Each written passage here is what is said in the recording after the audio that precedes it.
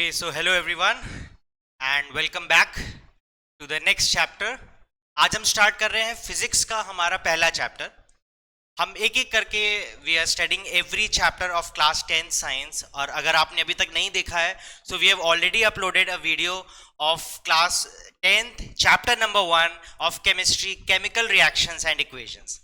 इसको पूरी तरीके से एक शॉट में हमने कवर किया है. उसके 10 प्रीवियस ईयर क्वेश्चंस भी प्रैक्टिस किया है. आप उसको प्लेलिस्ट में ढूंढ सकते हो. Today we are going to start the first chapter of physics. बहुत इंपॉर्टेंट चैप्टर है ये, और अगर आप इसको समझोगे तो आपको पता चलेगा कि सच में काफी बड़ा है ये as compare to the other chapters of physics. तो इसको हम दो पार्ट्स में करेंगे. ठीक है बच्चों, इसको दो पार्ट में करेंगे. पहले पार्ट में we'll try to cover up one part. देखिए, इस चैप्टर को हम दो हिस्से में पढ़ते हैं, reflection and refraction. So in part one of this video we'll try to study reflection. पूरी तरीके से सारे कॉन्सेप्ट पढ़ेंगे. कुछ बेहतरीन ट्रिक्स के साथ हम पढ़ेंगे. कुछ ऐसी चीजें पढ़ेंगे जो 100% एग्जाम में आती है. ठीक है, so will study everything in detail. कोशिश ये रहेगी कि सारी चीज आपको अच्छे से समझ में आ सके. So I think we should start now. चलिए स्टार्ट करते हैं हम सबसे बेसिक क्वेश्चन से. जब हम इस चैप्टर की शुरुआत करते हैं तो the very first question which arises कि भाई लाइट आखिर है क्या. हमें तो ये बता दो कि लाइट है क्या. तो देखिए, जो सबसे सिंपल आंसर हमारे सामने आता है वही होता है, sir light is a form of energy which creates a sensation of vision. ठीक है, बिल्कुल सही जवाब है. Light is a form of energy which creates a sensation of vision. लेकिन अगर हम इसको कोर फिजिक्स के पॉइंट ऑफ व्यू से पढ़ें तो हमारे पास दो ऐसी थ्योरी है जो आपस में भिड़ती रहती है. ठीक है, एक तरफ ये बोला जाता है कि लाइट की अगर हम नेचर की बात करें, ठीक है, अगर हम लाइट की नेचर की बात करते हैं तो लाइट का एक नेचर होता है जो कि कहता है that light is a particle. ये पार्टिकल नेचर शो करता है. ठीक है, एक तरफ हमें ये बोला जाता है that it shows particle nature, और एक तरफ एक थ्योरी होती है जो ये कहती है कि पार्टिकल नहीं, ये तो वेव नेचर शो करता है. तो एक जगह बोला जाता है लाइट शोज पार्टिकल नेचर. देखिए, जब ये पार्टिकल नेचर शो करेगा तो कुछ ऐसे फिनोमिना होते हैं जैसे कि reflection of light, refraction of light, reflection, ये सारे पार्टिकल नेचर शो करता है. और एक तरह ऐसा होता है जहां पे हम कहते हैं कि इट शोज वेव नेचर, ये वेव नेचर शो करता है. तो वेव नेचर में हम इसकी अलग प्रॉपर्टीज समझते हैं. इन सारी चीजों पे लड़ाई चली रही थी कि भाई अब एक चीज क्लियर बता दो, लाइट कौन सा नेचर शो करती है, पार्टिकल नेचर शो करती है या वेव नेचर शो करती है.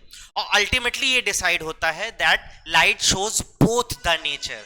ये कभी कभी पार्टिकल की तरह बिहेव करती है, कभी कभी वेव की तरह बिहेव करती है, एंड दैट इज व्हाई इसको बोला गया है वेव पार्टिकल डुअलिटी. ठीक है, तो बच्चों ये आपके लिए समझने के, देखिए बहुत डिटेल में नहीं जाएंगे, क्लास 12 का ये बहुत डिटेल का टॉपिक है. अभी हम 10th के हिसाब से जाएंगे. एनसीईआरटी में इस पे बहुत ज्यादा बात भी नहीं किया है, लेकिन हम अपनी नॉलेज के हिसाब से ये समझ ले रहे हैं that light sometimes behaves as a particle and sometimes it behaves as a wave, and इसी थ्योरी को हम कहते हैं wave particle duality.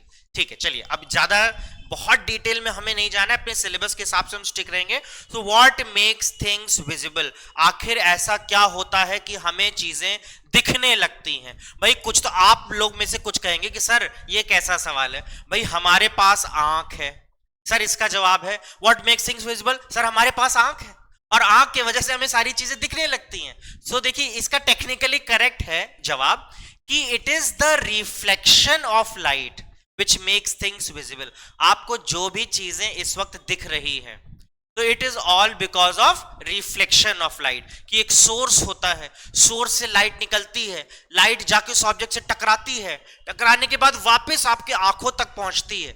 So it is all because of reflection of light. So the next time someone ask you a question that what makes things visible, आखिर ये सारी चीजें visible क्यों, हमें कैसे दिखती हैं, so the correct answer is it is because of reflection of light. चलिए आगे बढ़ते हैं हम नेक्स्ट स्लाइड पे.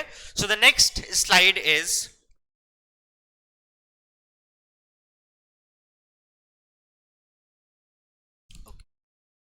चलिए next slide. What is reflection of light. ठीक है, हम अपने चैप्टर के कोर पे अब आ गए हैं। तो देखिए लोअर क्लासेस में कुछ चीजें आपने पढ़ी थी, कुछ चीजें हम यहां पे ऐड ऑन कर देंगे।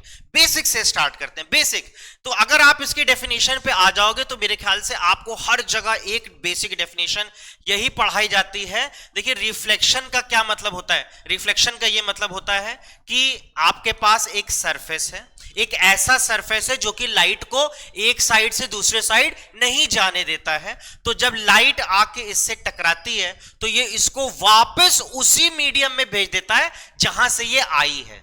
तो इसीलिए इसकी डेफिनेशन कहती है the bouncing back of light in the same medium is called reflection of light. जहां से लाइट आई है वापस उसी मीडियम में अगर चली जाए। तो बच्चों याद यहां ये रखिए, पूरा का पूरा खेल मीडियम का है।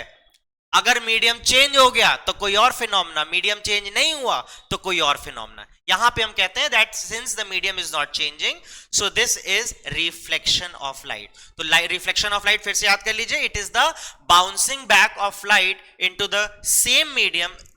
ठीक है, अब हम रिफ्लेक्शन को बेहतर समझने के लिए वी हैव फ्यू लॉज। तो देखिए ये तो बहुत बेसिक नेचर होता है फिजिक्स में कि किसी भी चीज को हमें समझने के लिए कुछ लॉज के फॉर्मेशन होते हैं and those laws are very essential.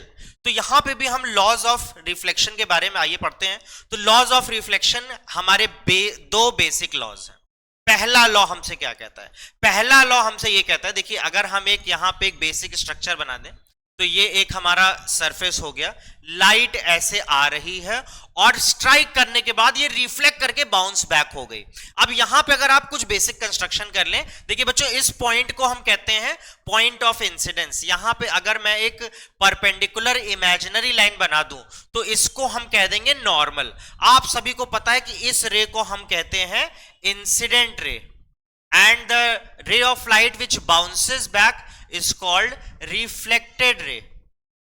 अब इंसिडेंट रे और नॉर्मल के बीच में जो एंगल होता है that is angle of incidence and normal और रिफ्लेक्टेड रे के बीच में जो एंगल होता है that is called angle of reflection. तो फर्स्ट लॉ हमसे आसानी से ये कहता है that angle I is equals to angle R. ठीक है बच्चों, angle of incidence is equal to angle of reflection. चलिए आइए हम सेकेंड लॉ पे आते हैं। तो सेकेंड लॉ हमसे क्या कहता है, सेकेंड लॉ हमसे कहता है that the incident ray, reflected ray and the normal at the point of incidence all lie on the same plane. ठीक है, ये आपने लोअर क्लासेस में पढ़ा भी है, मैं फिर से रिपीट कर रहा हूं। Incident ray, reflected ray, normal at the point of incidence all lie on the same plane. तो ये हमारे दो बेसिक लॉज ऑफ रिफ्लेक्शन है जिसको हम फॉलो करके आगे की सारी चीजें पढ़ते हैं।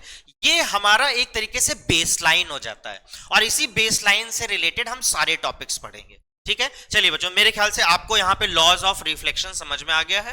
तो अब आपको रिफ्लेक्शन ऑफ लाइट में कोई दिक्कत नहीं। चलिए एक बेसिक सा हम एमसीक्यू देखते हैं। एमसीक्यू यहां पे कह रहा है that the laws of reflection holds best for, भाई अगर आप प्लेन मिरर की बात कर रहे हो या स्फेरिकल मिरर की बात कर रहे हो या दोनों की बात कर रहे हो तो लॉज ऑफ रिफ्लेक्शन सबसे अच्छे से किस पे फॉलो करेंगे।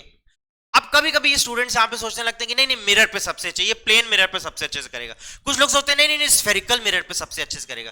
तो बेटा देखिए एक बेसिक चीज याद रख लीजिए, mirror works on the phenomena of reflection of light. तो चाहे यहां पे प्लेन मिरर हो चाहे यहां पे स्फेरिकल मिरर हो, दोनों पे ही लॉज ऑफ रिफ्लेक्शन अच्छे तरीके से एक्ट करते हैं। तो इसका आंसर हो गया है बोथ। चलिए भाई आगे बढ़ते हैं हम लोग, लेट्स मूव ऑन। चलिए टाइप्स ऑफ इमेज के बारे में चलते हैं। बहुत ही बेसिक चीज है लेकिन इससे रिलेटेड एक बहुत बड़ा मिसकंसेप्शन भी है, आज इसको क्लियर कर देता हूं। चलिए टाइप्स ऑफ इमेजेस के बारे में पढ़ते हैं। एक बेसिक लाइन है कि आखिर हम इमेजेस को किस बेसिस पे नाम देते हैं। कुछ लोग सोचते हैं कि रियल इमेज मतलब असली इमेज, वर्चुअल इमेज मतलब नकली इमेज। तो देखिए ऐसा नहीं होता, दोनों ही इमेज असली होती है। तो फिर सवाल उठता है कि सर फिर रियल का मतलब तो असली होता है, वर्चुअल का मतलब तो असली नहीं होता है, तो आपने किस बेसिस पे इसको नाम रख दिया। देखिए सिंपल सी चीज है, images are named on the basis of type of intersection. ये आपके लिए बहुत इंपॉर्टेंट एक लाइन है, that images are named on the basis of type of intersection of rays, type of intersection of rays, type of intersection, देखिए ये तो basic सी principal सी बात है कि एक इमेज का फॉर्मेशन होता कैसे है। तो आप ये समझ लीजिए दो रेज हैं या दो से ज्यादा रेज हैं, हम एग्जांपल के तौर पर हमेशा मिनिमम दो रेज की बात करते हैं। तो when two rays intersect, so when two rays intersect an image is formed, it is as simple as that. But the point here is that how this intersection is taking place. आखिर ये intersection कैसे हो रहा है? दो तरीके हैं जहां पे ये इंटरसेक्शन होता है। एक होता है real intersection is taking place. So in that case, I hope you understand that real intersection leads to real image. But if the intersection is virtual, virtual का मतलब क्या? Virtual का मतलब है हमें लग रहा है ऐसा हो रहा होगा, हमें लग रहा है कि वहां इंटरसेक्शन हो रहा होगा। So this type of intersection is called virtual intersection. और बच्चों यही याद करने के लिए आपकी चीज है that real image is formed by real intersection of rays, virtual image is formed by virtual intersection of. तो यहां पे ये आपके लिए एक बहुत ही बेसिक चीजें थी। अक्सर यहाँ पे बच्चे कंफ्यूज होते हैं कि सर रियल इमेज और वर्चुअल इमेज ये जो नाम है ये किस बेसिस पे आया है। तो चलिए अच्छा, रियल इमेज और वर्चुअल इमेज अब हम पढ़ ही रहे हैं तो लेट्स ट्राई टू रिकॉल कि रियल इमेज और वर्चुअल इमेज की भाई प्रॉपर्टीज क्या क्या होती हैं, आखिर क्या प्रॉपर्टीज हैं रियल इमेज और वर्चुअल इमेज की। एक बार इसी स्लाइड में हम जल्दी से यहाँ पे डिस्कस कर लेते हैं कि रियल इमेज और वर्चुअल इमेज की प्रॉपर्टी क्या होगी। तो देखिए एक बात आप हमेशा याद रख लीजिए that real image is always and always inverted in nature. Real image हमेशा और हमेशा इन्वर्टेड होगी। तो हमें दो चीज पता चल रही है, real image is formed by actual intersection of rays and the real image is always and always inverted in nature. लेकिन अगर हम वर्चुअल इमेज की बात करेंगे तो हमने एक पॉइंट देखा, virtual image is formed bye virtual intersection of rays, and if we talk about the property of image it is always erect in nature। ठीक है, ये हमेशा erect in nature होगी। तो inverted और erect ये दो प्रॉपर्टी बेटा आपको अच्छे से याद कर लेना होगा जो कि हमेशा एसोसिएटेड होती है रियल इमेज और वर्चुअल इमेज के साथ। चलिए विदाउट वेस्टिंग मच टाइम हम आगे आ जाते हैं अपने पहले बेहतरीन टॉपिक पे तरफ, और ये टॉपिक है what is the in fact what is the type of image which is formed and the properties of image which is formed by the plane mirror। एक प्लेन मिरर कैसी कैसी इमेज बनाता है, उसकी क्या प्रॉपर्टी होती है, आइए एक एक करके हम लोग देख लेते हैं। तो सबसे पहले एक चीज आपको याद रखना है कि आपको बेसिक मान के चलना है कि रियल इमेज या वर्चुअल इमेज, ठीक है, ये चीज हमेशा आपको सबसे बेसिक मान के चलना होगा। तो बच्चों आपको ये याद रख लीजिए that a plane mirror always and always forms a virtual image. ये हमेशा और हमेशा एक वर्चुअल इमेज बनाएगा। अच्छा बच्चों, अगर वर्चुअल इमेज है इसका मतलब ये इमेज हमेशा कैसी होगी, इरेक्ट होगी। अपने आप ये प्रॉपर्टी आ गई। अगली प्रॉपर्टी अगर हम इसके साइज की बात करें बेटा, तो ये सेम साइज की इमेज बनाता है। सर सेम किससे? तो बेटा जो ऑब्जेक्ट का साइज होगा वही इमेज का भी साइज होगा। सेम साइज का ऑब्जेक्ट सेम साइज की इमेज। ठीक है, चलिए साइज पे हमने बात कर लिया। अब एक बड़ी इंपॉर्टेंट प्रॉपर्टी है, अगर हम इमेज की पोजीशन पे बात करते हैं कि इमेज किस पोजीशन पे फॉर्म हो रही है, तो बच्चों आपको ये याद रखना है कि अगर आप एक प्लेन मिरर का एग्जांपल लेंगे, ठीक है, और आपने कहा ये हमारा ऑब्जेक्ट है, इस ऑब्जेक्ट के वजह से एक इमेज यहां बन रही है, ये इमेज है। तो बच्चों अगर ये d डिस्टेंस हमने मान लिया, it is the distance between object and the mirror, तो हमेशा बच्चों याद रखिए कि मिरर से लेके इमेज तक की डिस्टेंस भी d होगी। मतलब ऑब्जेक्ट मिरर से जितना दूर होगा, इमेज भी मिरर से उतने ही दूर हो। ठीक है, ये इसकी कुछ बेसिक 4 प्रॉपर्टीज हमने देख ली। इसी से प्लेन मिरर आपको समझ में आ जाएगा। तो सबसे बेसिक चीज है, प्लेन मिरर एक ऐसा मिरर है जो हमेशा वर्चुअल इमेज बनाता है, इरेक्ट इमेज बनाता है। जो इमेज की साइज होती है वो हमेशा ऑब्जेक्ट के बराबर होती है, सेम साइज के ऑब्जेक्ट की इमेज बनती है। और जो डिस्टेंस होती है इमेज की, तो ये इस तरीके से होती है कि जितनी डिस्टेंस ऑब्जेक्ट और मिरर की होती है उतनी ही डिस्टेंस मिरर और इमेज की भी होती है। ठीक है, तो प्लेन मिरर हमने यहाँ पे इसको कवर कर लिया। वन शॉट कर रहे हैं तो थोड़ी सी रफ्तार हमें बढ़ानी होगी क्योंकि हमें दोनों टॉपिक्स करने हैं। चलिए स्टार्ट कर देते हैं हम लोग स्फेरिकल मिरर। तो देखिए प्लेन मिरर और स्फेरिकल मिरर में बेसिक डिफरेंस क्या है। Plane mirror as the name suggest the surface is plane, ये सरफेस जो होता है ये प्लेन होता है. But spherical mirror at the same time, by the name itself we can understand that the reflecting surface is spherical in nature. ठीक है, it is named on the basis of type of reflecting surface. If the reflecting surface is plane, so the mirror is called plane mirror, and if the reflecting surface is curved, so we call them as spherical mirror. Now spherical mirrors की भी बहुत सारी categories हो जाती हैं. हम यहाँ पे बेसिक दो कैटेगरीज पढ़ेंगे. हम कॉनकेव मिरर और कॉन्वेक्स मिरर के बारे में अच्छे से डिटेल में यहाँ पे पढ़ेंगे. कैसे इमेज बनती है, कहाँ इमेज बनती है, और उसको न्यूमेरिकल्स में हम कैसे इस्तेमाल करेंगे, तो ये सारी चीज होगी. तो स्फेरिकल मिरर्स, अब देखिए स्फेरिकल मिरर्स में आपको सबसे पहले क्या जानना है. सबसे पहले जैसा कि मैंने नेम आपको बता दिया that we have two types of spherical mirrors, and as the name suggest, number one is convex spherical mirror. ये कॉन्वेक्स स्फेरिकल मिरर है. और बच्चों कॉन्वेक्स स्फेरिकल मिरर का जो काम होता है वो कुछ इस तरीके से होता है कि इसको हम हमेशा कन्वर्जिंग मिरर कहते हैं. ठीक है, इसको हम कन्वर्जिंग, एक सेकेंड, सॉरी, कॉन्वेक्स को हम यहां पे डाइवर्जिंग कहते हैं. ठीक है, इसको हम डाइवर्जिंग मिरर कहते हैं. और हमारे पास है कॉनकेव मिरर. कॉनकेव मिरर को हम कन्वर्जिंग मिरर कहते हैं. आप कहिए कि सर ये कन्वर्जिंग और डाइवर्जिंग का मतलब क्या है. कुछ तो एक्शन होगा, कुछ तो यहाँ पे डायग्राम होगा जिससे ये शो होता है. तो अक्सर बच्चों ये क्वेश्चन कभी कभी पूछ भी लेता है that show the converging and diverging action of spherical mirrors. तो आइए एक छोटा सा हम डायग्राम बनाते हैं. ये एक छोटा सा डायग्राम हो गया हमारा कॉनकेव मिरर का. ठीक है, ये कॉनकेव मिरर हो गया. और बच्चों ये जो डायगोनल लाइंस आप ये पीछे लाइंस देख रहे हो ना, ये लाइंस इंडिकेट कर रही हैं that this surface is polished. ये एक ओपेक सरफेस शो कर रहा है. एक साइड से यहाँ पे जो रेज आएगी वो रिफ्लेक्ट करेगी और दूसरे साइड निकल नहीं पाएगी, तो इसलिए हम पॉलिश सरफेस को ऐसे यहाँ पे शो करते हैं. चलिए, अब कन्वर्जिंग एक्शन, ये कॉनकेव मिरर है ना, तो ये कन्वर्जिंग एक्शन शो करेगा. कन्वर्जिंग का मतलब क्या हो गया कि अगर डिफरेंट रेज आ रही होंगी, that if there are different rays, so it will try to converge them towards one single point. ये एक पॉइंट के तरफ इनको रीडायरेक्ट कर देता है. तो ढेर सारी रेज को it gets redirected to one single point, converge करता है, इसीलिए कन्वर्जिंग एक्शन हम कहते हैं. अच्छा, डाइवर्जिंग पे आ जाए बच्चों. तो ये देखिए, ये जो ए मिरर मैंने बना दिया है, this is called convex mirror.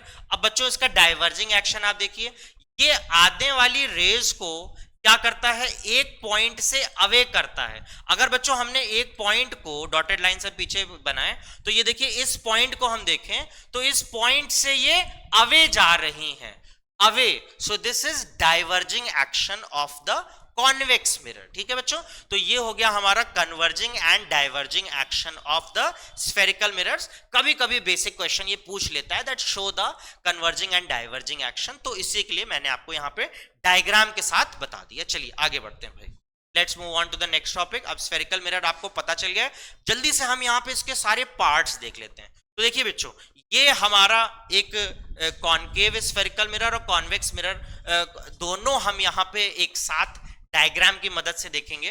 तो लेट्स डू दिस. हमने क्या कर दिया, इसको पीछे से पॉलिश कर दिया सो दैट लाइट जो है वो दूसरे तरफ ना जा सके. चलिए अब इसके पार्ट्स हम एक एक करके देखते हैं. ये जो मिरर आप देख रहे हो, इस मिरर का एक ज्योमेट्रिकल सेंटर होता है. ठीक है, एक सेंटर होता है. So the centre of the spherical mirror is termed as pole. हम इसको पोल कहते हैं. तो पोल को डिफाइन हम कैसे कह सकते हैं, the centre of the spherical mirror. चलिए आगे बढ़ते हैं. अब इसके अगले पार्ट पे हम देखते हैं. अब बच्चों ये जो स्फेरिकल मिरर आपको अभी ऐसा दिख रहा है, वो हमेशा से ऐसा नहीं था. एक समय हुआ करता था जब ये एक स्फीयर का हिस्सा हुआ करता था. तो बच्चों जब ये एक स्फीयर का हिस्सा हुआ करता था, तो उस स्फीयर का एक सेंटर भी होगा, और उसी सेंटर को हम क्या कहते हैं, हम कहते हैं सेंटर ऑफ कर्वेचर. तो देखिए, ये अगर मैं डॉटेड लाइन से देखिए आपको समझाने के लिए अगर बना दूं, तो ये एक स्फीयर का हिस्सा ये कंप्लीट करता है, और जिस स्फीयर का ये हिस्सा बनेगा उस स्फीयर का एक सेंटर होगा जिसको हम सेंटर ऑफ कर्वेचर कहेंगे. तो सेंटर ऑफ कर्वेचर की डेफिनेशन हो गई, it is the centre of the sphere of which the spherical mirror was once a part. हम इसको समझाने के लिए ऐसे कह सकते हैं. तो स्फेरिकल मिरर जिस स्फीयर का हिस्सा हुआ करता था, या जिस स्फीयर का हिस्सा आप आप इसको इमेजिन कर रहे हो उसके सेंटर को हम सेंटर ऑफ कर्वेचर कहेंगे, उसको हम C से डिनोट करते हैं, तो ये हो गया हमारा सेंटर ऑफ कर्वेचर। चलिए आते हैं अब आगे। देखिए बच्चों, अगर हम एक इमेजिनरी लाइन, ये जो लाइन आपको दिख रही जो मैंने पहले से बनाई हुई है, आप इसको एक इमेजिनरी लाइन समझो। So if an imaginary line is drawn in such a way that it passes through centre of curvature और पोल, अगर सेंटर ऑफ कर्वेचर और पोल से एक इमेजिनरी लाइन पास करे तो इस इमेजिनरी लाइन को हम क्या बोलते हैं? हम इसको कहते हैं प्रिंसिपल एक्सिस। ठीक है, इसी को हम कहते हैं प्रिंसिपल एक्सिस। एक तरीके से हमारे डायग्राम का ये बेस लाइन हो जाता है। प्लस आपको याद रखना है that this is imaginary in nature, इसको हम अपने हिसाब के लिए, अपने आसानी के लिए बनाते हैं। चलिए अब इसी प्रिंसिपल एक्सिस पे आप देखिए एक और पॉइंट छुपा हुआ है। अगर हमने इसी प्रिंसिपल एक्सिस पे एक पॉइंट ऐसा ढूंढा जो कि पोल और सेंटर ऑफ कर्वेचर से इक्वी डिस्टेंट पे है, सो उस पॉइंट को हम कहते हैं प्रिंसिपल फोकस। ठीक है, it is a point on the principal axis which is equidistant from pole and centre of curvature. ठीक है, ये आपको बोलना बहुत जरूरी है that it is a point on the principal axis. Otherwise ये पॉइंट कहीं भी आपने, कुछ बच्चे अक्सर डेफिनेशन में गलती ये कर देते हैं, उन्होंने कह दिया it is a point which is equidistant from centre of curvature and pole. तो बच्चों ये पॉइंट आप देखिए, ये पॉइंट, क्या ये पॉइंट भी इक्वी डिस्टेंट आप इस तरीके से प्रूव नहीं कर सकते हो? इसीलिए आपको you have to be specific that it is a point on the principal axis which is equidistant। ठीक है, which is equidistant from center of curvature and the pole। चलिए सेंटर ऑफ कर्वेचर हमने देख लिया, पोल देख लिया, हमने प्रिंसिपल फोकस देख लिया, प्रिंसिपल एक्सिस देख ली। अब बच्चों ये जो रिफ्लेक्टिंग सरफेस है, इस रिफ्लेक्टिंग सरफेस का साइज अगर जानना है तो ये रिफ्लेक्टिंग सरफेस का ये जो साइज हो गया, the size of the reflecting surface, अगर इसको मैंने पॉइंट ए कह दिया और इसको पॉइंट बी कह दिया, तो ए और बी जो कि रिफ्लेक्टिंग सरफेस का साइज बताती है, इस ए बी को हम कह देंगे अपर्चर। ठीक है, we call this as aperture. तो अपर्चर एक तरीके से डिफाइन करता है about the size of the reflecting surface. आ जाते हैं अगले पॉइंट पे, हम लोग देखते हैं बच्चों। तो अगर आपने क्या किया कि एक डिस्टेंस निकाली जो कि पोल से लेके सेंटर ऑफ कर्वेचर तक है, पोल से लेके सेंटर ऑफ कर्वेचर, तो इसको बच्चों हम बोलते हैं रेडियस ऑफ कर्वेचर। ठीक है, इसको हम कहते हैं रेडियस ऑफ कर्वेचर। और सिमिलरली अगर पोल से फोकस तक के डिस्टेंस को आप देखोगे तो बच्चों इसको हम स्मॉल f से इंडिकेट करके हम इसको कहते हैं फोकल लेंथ। अब फोकल लेंथ और रेडियस ऑफ कर्वेचर में एक कोरिलेशन होता है और वो होता है r is equals to 2 times small f। भाई अभी तो हमने देखा था ना that this is equidistant, तो बेटा जितनी डिस्टेंस ये होगी उतनी ही डिस्टेंस ये भी हो गई। अब आप देखिए f प्लस f मिलके 2f बन गया और ये r के बराबर है। तो the relationship between focal length and radius of curvature is that the radius of curvature is 2 times the. ये हमारे बेसिक कंस्ट्रक्शनल पार्ट हो गए। इन पार्ट्स के बारे में आपको पता होना चाहिए, तभी आप आगे की चीजें अच्छे से समझ पाओगे, because we'll be using these terms throughout the session. इस पूरे चैप्टर में हम इन टर्म्स को बार बार रीइटरेट करते रहेंगे and that is why it is very essential for you to understand. See, अब बोर्ड पेपर्स को अगर आप देखोगे तो प्रीवियस ईयर क्वेश्चंस आप देखना, कुछ क्वेश्चंस का वेटेज होता है फैक्चुअल क्वेश्चंस का। आपको पता है कुछ केस बेस्ड आते हैं, कुछ सोर्स बेस्ड आते हैं, कॉम्पिटेंसी बेस्ड क्वेश्चंस हैं। लेकिन अगर आप बोर्ड के पैटर्न को देखोगे तो एक तरफ वेटेज होता है फैक्चुअल क्वेश्चंस का भी, वो आपके लिए सबसे स्कोरिंग होते हैं, उनका वेटेज भी कम होता है। ठीक है, क्योंकि वो याद करने वाली चीजें होती हैं। इससे आप लॉजिक बहुत ज्यादा नहीं लगाओगे, आप मेमोराइजेशन पे फोकस करते हो। तो अक्सर आपको देखना है मेमोराइजेशन वाली चीजों में इन्हीं की डेफिनेशंस पूछी जाती है कि डिफाइन करो कि प्रिंसिपल फोकस क्या होता है, डिफाइन करो सेंटर ऑफ कर्वेचर क्या होता है। ये सारी चीजें अक्सर डायरेक्ट 1 मार्क या 2 मार्क क्वेश्चन में आ जाती हैं and that is why they are very important. चलिए, मेरे ख्याल से हम लोग पार्ट्स को, सारी चीजों को अच्छे से देख चुके हैं यहाँ पे। तो अब हम आगे बढ़ते हैं। हम ये भी पढ़ चुके हैं कि इन स्फेरिकल मिरर्स का कन्वर्जिंग और डाइवर्जिंग एक्शन कैसे होता है। चलिए अगला, ये कैसा क्वेश्चन है भाई, आइए देखें। Is centre of curvature a part of the spherical mirror? Prima facie पे पहले लुक में हमें ऐसा लगता है सर ये तो बड़ा वाजिब सा जवाब है। यस, अभी अभी आपने parts of the spherical mirror पढ़ाए और उन्हीं पार्ट्स में आपने सेंटर ऑफ कर्वेचर भी पढ़ाया, so of course it would be a part of the spherical mirror.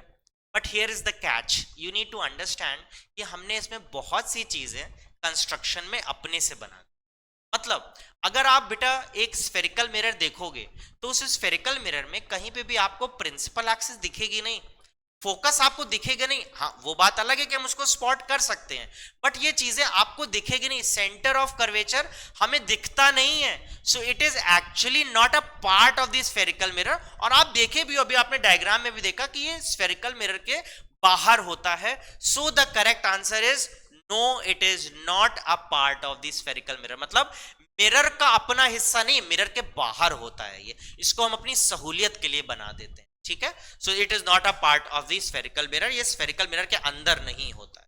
चलिए भाई आगे बढ़ते हैं। यहां से शुरू हो जाता है इस चैप्टर का कोर, रे डायग्राम। हर जगह पे, पूरे यूट्यूब में, कई जगह, क्लासरूम्स में, जब भी आप इन चैप्टर्स का नाम सुनोगे तो आपको सबसे पहले इंपॉर्टेंट में आता है कि रे डायग्राम।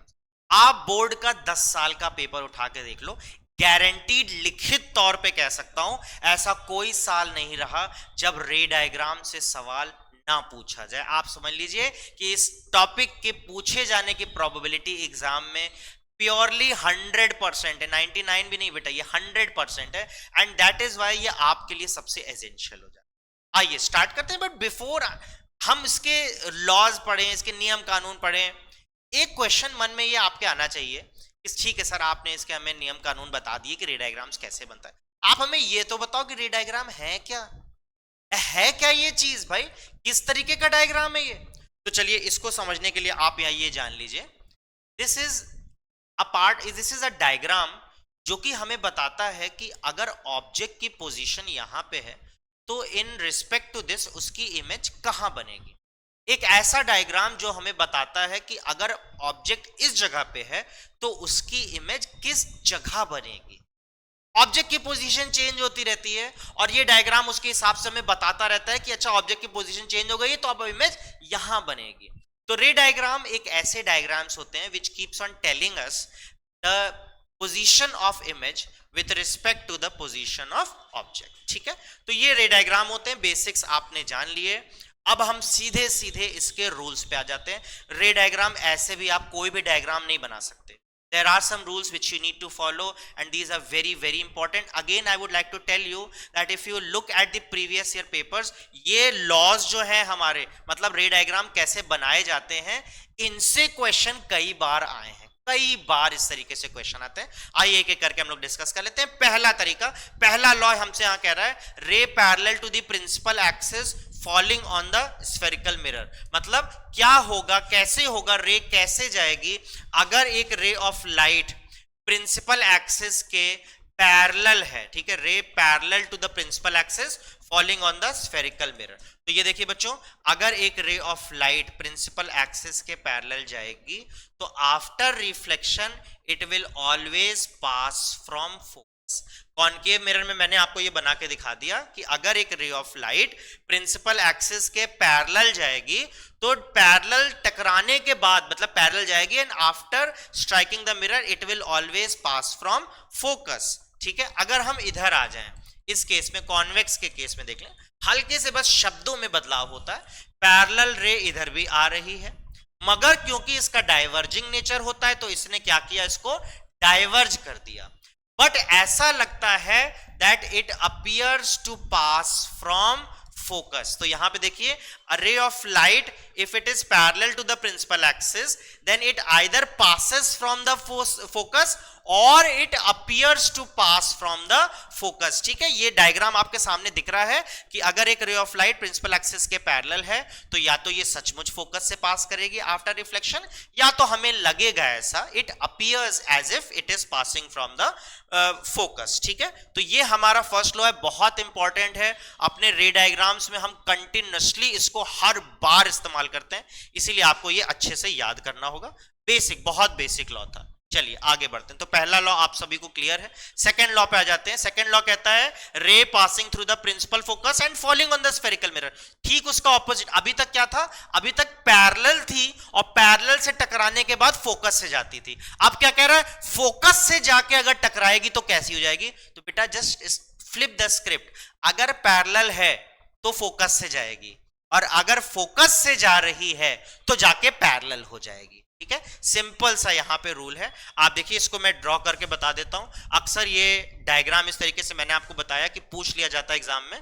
देखिए अब हम क्या करेंगे, एक रे ऑफ लाइट है, उसको हम फोकस से पास करेंगे। ये देखिए फोकस से जाके पास करी और फोकस से पास होने के बाद ये क्या करेगी, इट विल बिकम पैरेलल। किसके पैरेलल, प्रिंसिपल एक्सिस के पैरेलल हो जाएगी। आइए यहां भी देख लेते हैं यहां पे क्या होता है। यहां थोड़ा अपीयर वाला केस होता है, इसलिए हमको हर बार अच्छे से यहां पे देखना पड़ेगा। एक रे ऑफ लाइट है, ये प्रिंसिपल एक्सिस के पैरेलल है। ठीक है, अब आपको यहां पे ये सोचना है कि अगर ये प्रिंसिपल एक्सिस के पैरेलल है, तो ये तो हमने पिछले केस में देखा था कि अगर प्रिंसिपल एक्सिस के पैरेलल है तो आप ये देखिए ये कैसा हो जाएगा, ये फोकस से जाता है। लेकिन अगर हम इस क्वेश्चन के हिसाब से चले, रे of light passing through the focus, अब इसी में आप देखिए थोड़ा सा यहां पे चेंज है। अगर in case of convex mirror आपको लगता है if a ray of light appears to pass from the focus, अगर ऐसा लग रहा है कि फोकस से पास करेगी तो ये पैरेलल हो जाएगी। ठीक है बच्चों, तो ये वाला केस थोड़ा सा टिपिकल होता है, आप अच्छे से देख लो। यहां तो बड़ा सिंपल है, फोकस से जाएगी तो पैरेलल हो जाएगी, और यहां पे अगर ऐसा लग रहा है कि फोकस से जाएगी सो आफ्टर रिफ्लेक्शन ये पैरेलल हो जाएगी। तो यहां पे appears to pass from focus होता है, यहां पे if it passes from the focus, but दोनों में रिजल्ट आप देख लीजिए कॉमन है कि टकराने के बाद ये पैरेलल हो जाती है। चलिए भाई आगे बढ़ते हैं, हम अगली स्लाइड में आते हैं। थर्ड लॉ है a ray of light passing through the optical centre. चलिए अगर एक ऑप्टिकल सेंटर से एक रे ऑफ लाइट पास करेगी तो यहां पे क्या कैसा होगा, a ray of light passing through the centre of curvature. Centre of curvature से अगर एक रे ऑफ लाइट जाएगी तो कैसा होगा, आइए इसको हम डायग्राम के थ्रू देख लेते हैं। ठीक है, ये पहला पॉइंट हो गया हमारा F, दूसरा पॉइंट हो गया हमारा C। बड़ी सिंपल सा एक बेसिक नियम है बच्चों कि अगर सेंटर ऑफ कर्वेचर से ये जाएगा तो वापस उसी रास्ते को रिट्रेस करेगा। मतलब if a ray of light passes from the centre of curvature and then strikes the mirror, so it will retrace its original path. मतलब ये जहां से आया है वापस वहीं पे चला जाएगा। अब यहां पे देखिए ये केस को हम किस तरीके से डिपेक्ट करेंगे, जैसे हमने फोकस में कहा था if it appears to pass from the focus, same उसी तरीके से बच्चों if a ray of light appears to pass from the centre of curvature then it will retrace its original path. तो सीधी सी बात है, यहां पे अगर सेंटर ऑफ कर्वेचर से पास हो रहा है तो रिट्रेस करेगा, अगर ऐसा लग रहा है कि सेंटर ऑफ कर्वेचर से पास कर रहा है सो it will retrace its original path. ठीक है बच्चों, तो चलिए अब इसको हम तीनों लॉज हमने डिटेल में यहां पे देख लिए, इन तीनों लॉज को आपको याद रखना होगा। चौथे लॉ पे अब हम लोग आते हैं, if a ray is incident obliquely to the principal axis. Sir obliquely का क्या मतलब होता है, किताब में लिख देते हैं ऑब्लिकली, मतलब बताना भूल जाते हैं। तो बच्चों ऑब्लिकली का मतलब होता है कि एक रे है वो किसी एंगल पे आ रही है। सर एंगल कौन सा, स्पेसिफाई करिए। तो बच्चों यहां पे एंगल होता है बिटवीन हम 0 to 90। ठीक है, if a ray of light in between 0 to 90 अगर किसी एंगल पे आके मिरर पे स्ट्राइक करेगी तो क्या होगा। ठीक है, if a ray of light strikes the mirror at some angle, किसी एंगल पे करेगी तो बच्चों आइए देखिए क्या होगा। यहां पे लेट्स से हमने कहा ये है हमारा पोल।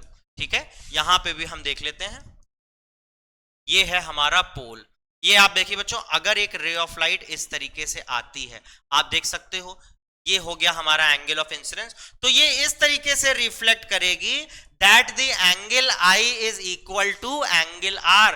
बेसिक लॉ ऑफ रिफ्लेक्शन है ये। तो मतलब अगर एक रे ऑफ लाइट किसी एंगल पे आके स्ट्राइक करेगी तो वो रिफ्लेक्ट इस तरीके से करेगी that the angle of incidence is equal to angle of reflection. यहां पे भी बेटा सेम उसी तरीके से होगा, angle I is equals to angle R। आप कहिए कि सर जरूरी है क्या कि पोल पे ही हो? तो देखिए जनरली हम पोल पे बनाते हैं आपको समझने के लिए, लेकिन ये बात भी सही है कि अगर हमने किसी ऐसे पॉइंट पे किसी और दूसरे पॉइंट पे किया तो ये रिफ्लेक्ट कुछ इस तरीके से होगा कि फिर से angle I is equals to angle R हो जाए।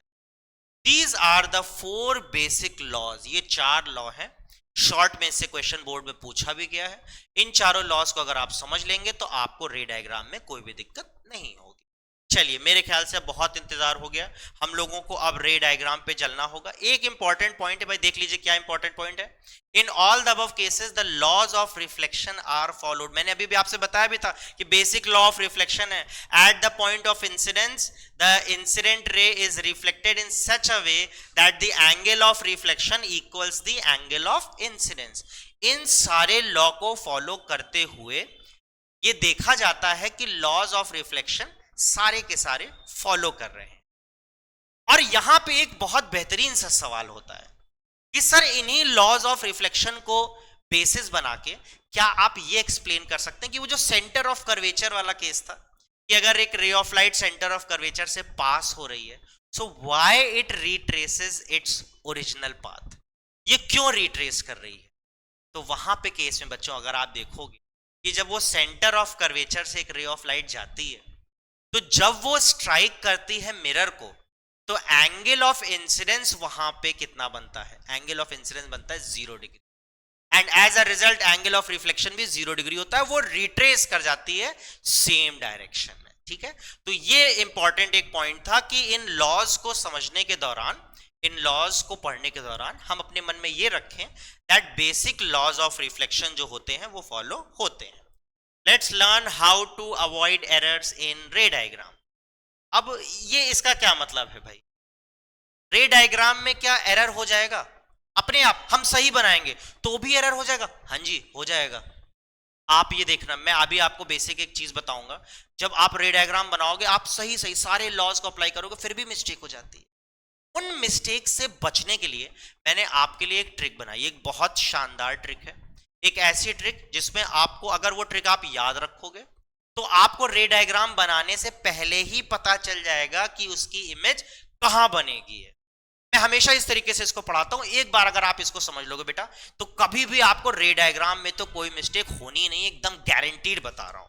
चलिए आइए, बेहतरीन सी एक ट्रिक है हमारी, trick to remember the ray diagram of concave mirror. Concave mirror के लिए एक हमारी ये ट्रिक है, और ट्रिक क्या है आइए देखते हैं। ट्रिक कुछ इस तरीके से कहती है कि अगर आपको सारी पोजीशन पता है कि ऑब्जेक्ट कहां कहां हो सकता है तो आप उन ऑब्जेक्ट की पोजीशन को वो जंक्शंस बता दो, और उसी के रिस्पेक्ट में हम देखेंगे कि इमेज कहां कहां हो सकता है, फिर हम उसमें एक कोरिलेशन देख लेते हैं। सुनने में कुछ नहीं समझ में आया होगा, अभी आइए इसको हम यहां पे बनाते हैं, सारी चीजें एक बार में समझ में आए। चलिए हम ऑब्जेक्ट के सारे जंक्शंस पहले यहां बनाते हैं कि ऑब्जेक्ट कहां कहां पे हो सकता है। तो देखिए पहला पॉइंट यहां से फोकस हमने मान लिया, दूसरा पॉइंट सेंटर ऑफ कर्वेचर मान लिया, जो फारदेस्ट पॉइंट है हम उसको इंफिनिटी मान लेते हैं। तो सबसे पहले सबसे दूर ऑब्जेक्ट कहां पे हो सकता है? जंक्शन नंबर 1 हमने कहा ऑब्जेक्ट इंफिनिटी पे हो सकता है, तो ये हमने इसको जंक्शन नंबर 1 मान लिया।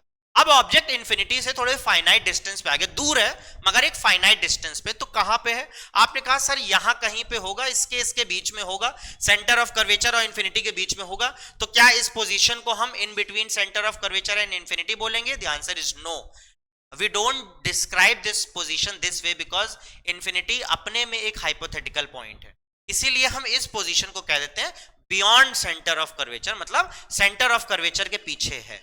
ठीक है, तो ये हो गया जंक्शन नंबर 1, ये हो गया junction number 2।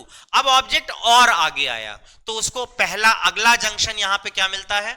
Centre of curvature. तो बच्चों याद रखिएगा, junction number 1 infinity, junction number 2 beyond centre of curvature, junction number 3 at centre of curvature. Object और थोड़ा सा आगे हो सकता है, कहीं पे भी हो सकता है इन बीच में, मैं यहां बना देता हूं, तो ये जंक्शन नंबर 4 हो गया, और जंक्शन नंबर 4 यहां पे है between centre of curvature and focus.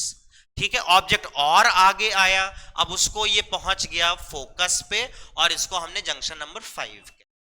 ये 5 हमारे जनरल केसेस हैं।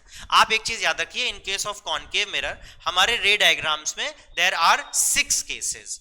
6 केसेस में हम देखते हैं 5 केसेस एक तरीके के हैं, एक केस थोड़ा सा अलग है, एक्सेप्शनल केस है। तो हम अपने ट्रिक में इन 5 केसेस के बारे में बताएंगे, क्योंकि इनमें कुछ सिमिलैरिटीज है, इसीलिए हम सिर्फ 5 केस की बात कर रहे हैं। 6 केस को हम अलग से पढ़ सकते हैं, एकलौता एक्सेप्शनल केस है। चलिए बच्चों, तो ये 5 पोजीशन हो गई। जल्दी से आइए 5 सेकंड में हम रिवाइज कर लें। पोजीशन नंबर 1 सबसे दूर, object is at infinity. Position junction number 2, object is beyond centre of curvature. Junction number 3, object is at centre of curvature. Junction number 4, object is between centre of curvature and focus. And junction number 5, object is at focus. चलिए, अब आपको क्या करना है, बहुत ज्यादा कुछ नहीं करना है। ये प्रिंसिपल एक्सिस के ऊपर आपने सारे जंक्शन बनाए थे।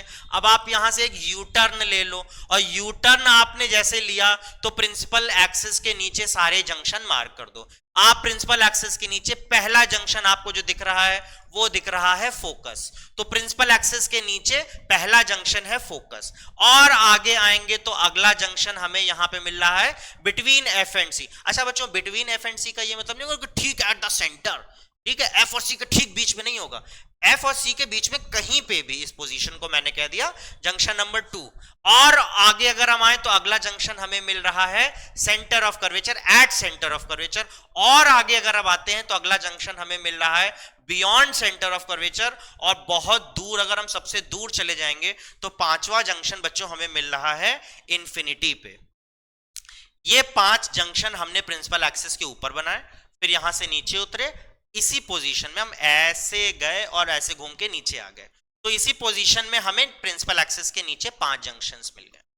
अब बच्चों आपको याद क्या करना है, आपको यहां पे कुछ नहीं करना है। आपको 1 को 1 से मैच कर देना है, 2 को 2 से मैच कर देना है, 3 को 3 से, 4 को 4 से, 5 को 5 से। हो गया काम खत्म। ये जो ऊपर आपको दिख रहे हैं प्रिंसिपल एक्सिस के ऊपर, ये है पोजीशन ऑफ ऑब्जेक्ट। ये जो आपको 5 जगह दिख रहा है, ये क्या है, ये है पोजीशन ऑफ ऑब्जेक्ट्स। मतलब ऑब्जेक्ट्स इन 5 जगह पे हो सकता है। इनके रिस्पेक्ट में ये 5 क्या है, ये है पोजीशन ऑफ इमेज। मतलब इन इमेज इन्हीं 5 जगह पे जनरल केसेस में हो सकती है। आपको 1 से 1 मैच कर देना है। इसका मतलब कि ऑब्जेक्ट का पहला जंक्शन क्या था, हमने याद किया, एट इंफिनिटी।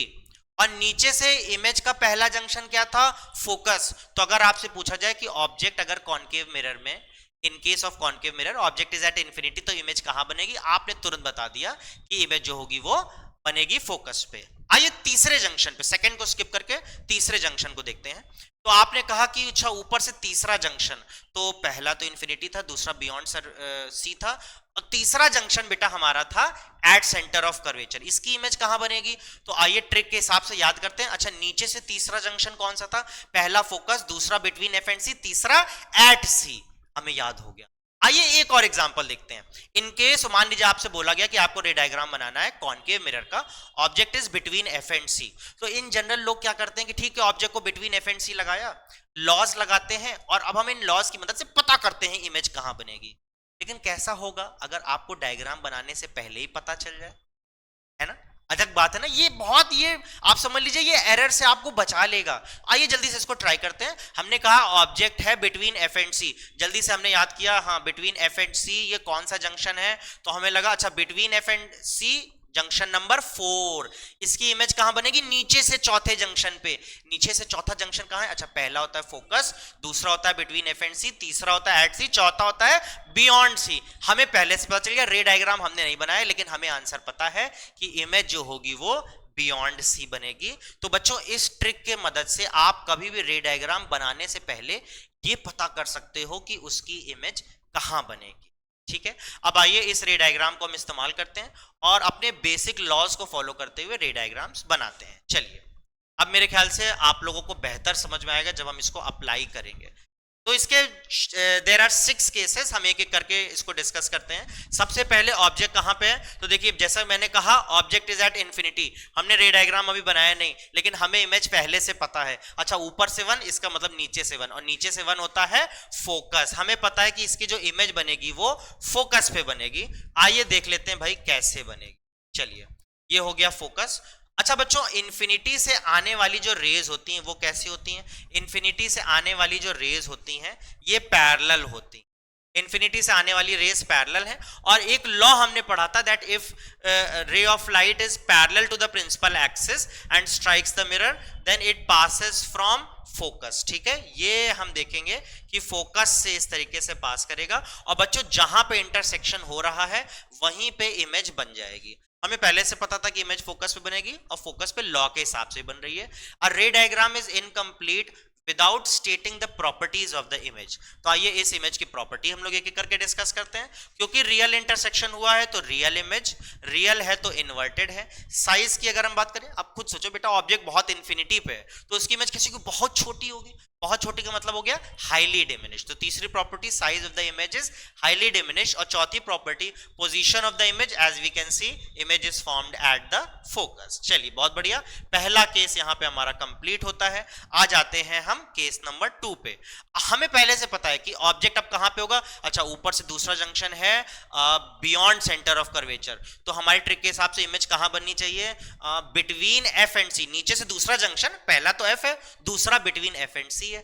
तो इसका मतलब हमें पहले से पता है कि जो हमारी इमेज है वो बनेगी बिटवीन एफ एंड सी। चलिए आइए इसको हम अप्लाई करके देखते हैं। तो ये हो गया हमारा फोकस, ये हो गया हमारा सेंटर ऑफ कर्वेचर।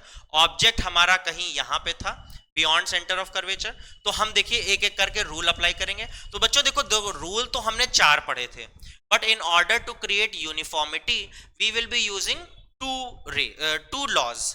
ये 2 लॉज ऐसे रहेंगे that will be common in every ray diagram so that you don't get confused. तो पहला लॉ हमारा क्या है बच्चों, parallel to the principal axis. Principal axis के अगर ये पैरेलल है तो कहां से जाएगी, फोकस से जाएगी। अब ये चीज सब बनने के पहले आपको पहले से पता है ना कि इमेज कहां बनेगी, इमेज बनेगी बिटवीन एफ एंड सी।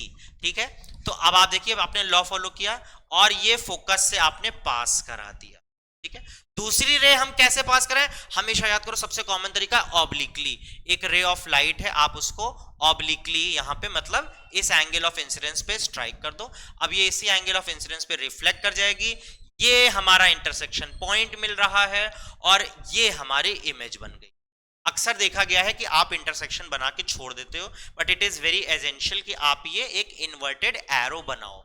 अगर आप ये इन्वर्टेड एरो बनाओगे तो ये डायग्राम में शो कर रहा है that the image is inverted in nature. ठीक है, तो हमारे ट्रिक के हिसाब से भी हमें पता था कि इमेज जो होगी वो बिटवीन एफ एंड सी में हो जाए। जल्दी से आइए देख लेते हैं इसकी प्रॉपर्टी क्या होगी। क्योंकि रियल इंटरसेक्शन है तो रियल इमेज, रियल है इसलिए इन्वर्टेड। तीसरा, इसका साइज क्या होगा, पहले तो बहुत छोटी थी, अब की किसकी बारी है, छोटी की बारी। तो पहले अब हाईली डिमिनिश थी, इस केस में size of the image would be diminished, छोटी है। नोट कर लीजिए, मैं उम्मीद कर रहा हूं कि आप देख रहे हो तो नोट कर रहे होगे। मुझे पता है तुम्हारा पढ़ने का तरीका थोड़ा सा अलग है, तुम सिर्फ देखोगे लिखोगे नहीं, लेकिन अपनी आत्मा को जगाओ कि तुम्हें नोट्स भी लिखना है बच्चों। ठीक है, चलिए तो हमने साइज ऑफ द इमेज यहां पे क्या देखा, size of the image is diminished. Talking about the position of the image, so the image is formed between F and C. चलिए केस नंबर 2 हमारा यहां हो गया कंप्लीट। आई होप आप लोगों को समझ आ रहा होगा, अब आप लोगों के लिए इजी हो गया होगा। हम आ जाते हैं केस नंबर 3 पे। इस बार ऑब्जेक्ट कहां पे है, ऑब्जेक्ट है सेंटर ऑफ कर्वेचर पे। आइए पहले से हम जान लेते हैं कि इमेज कहां बनेगी। तो ऑब्जेक्ट है सेंटर ऑफ कर्वेचर, तो ऊपर से कौन सा जंक्शन ये हुआ ऑब्जेक्ट का, 1 2 3, तीसरे जंक्शन पे सेंटर ऑफ कर्वेचर है, तो इसकी इमेज भी जंक्शन नंबर 3 नीचे से बनेगी। तो नीचे से जंक्शन नंबर 3 कौन सा है, पहला फोकस, दूसरा बिटवीन एफ एंड सी, तीसरा एट सी। हमें पहले से पता चल गया कि इसकी इमेज तो सी पे ही बनेगी। चलिए आइए भाई इसका रे डायग्राम हम लोग देख लेते हैं, इसके रे डायग्राम को डिस्कस करते हैं। तो ये हमने इसको ओपेक कर दिया, पॉलिश कर दिया, ये है एफ, ये है सी। अब ऑब्जेक्ट है हमारा सी पे है, तो हमें पता है कि यही सी पे ही बनेगी, इस तरीके से बनाना। तो पैरेलल कर दिया इसको प्रिंसिपल एक्सिस के, और पैरेलल के बाद इसको फोकस से पास कर दिया, फोकस से पास किया।